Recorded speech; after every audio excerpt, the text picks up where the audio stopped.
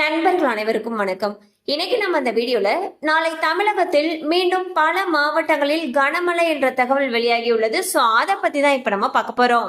வங்கக்கடலில் உருவாகும் மோந்தா புயல் தீவிர புயலாக வலுப்பெற்று வடமேற்கு திசையில் நகர்ந்து நாளை மறுநாள் ஆந்திர மாநிலம் காக்கிநாடா அருகே கரையை கடக்கும் என்று சென்னை வானிலை ஆய்வு மையம் தெரிவித்துள்ளது. இதன் காரணமாக தமிழகத்தில் பலத்த மழை இருக்கும் என்றும் வானிலை ஆய்வு மையம் கூறியுள்ளது. இந்த மோந்தா புயலானது கரையை கடக்கும் நேரத்தில் 90 முதல் 100 கிலோமீட்டர் வேகத்திலும் சில நேரங்களில் 110 கிலோமீட்டர் வேகத்திலும் பலத்த காற்று வீசும். இதன் காரணமாக நாளை ராணிப்பேட்டை, திருவள்ளூர், சென்னை மாவட்டங்களில் கனமழை முதல் மிக கனமழை பெய்யும்.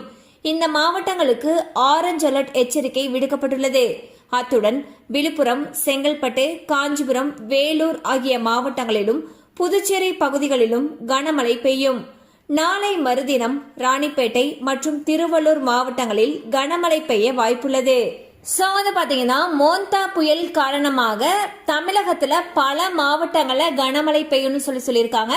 அண்ட் பல மாவட்டங்களுக்கு ஆரஞ்சு அலர்ட் எச்சரிக்கையும் விடுத்திருக்காங்க.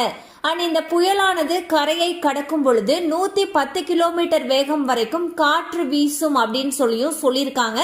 சோ கனமழை அதிகமாக பெய்யும் பட்சத்தில் அந்த பகுதிகளில் இருக்கக்கூடிய பள்ளி கல்லூரிகளுக்கு விடுமுறை விடப்படுவதற்கான வாய்ப்புகளும் அதிக அளவுல இருக்கு. கண்டிப்பா அந்த அப்டேட் உங்களுக்கு பயனுள்ளதா இருந்திருக்கும் நம்புறோம். மேலும் இது போல அப்டேட்ஸ் உங்களை உடனே ரீச் ஆகணும்னு நினைச்சீங்கன்னா நம்ம சேனலோட தொடர்ந்து இணைந்திருங்கள். தேங்க்யூ ஃபார் வாட்சிங்.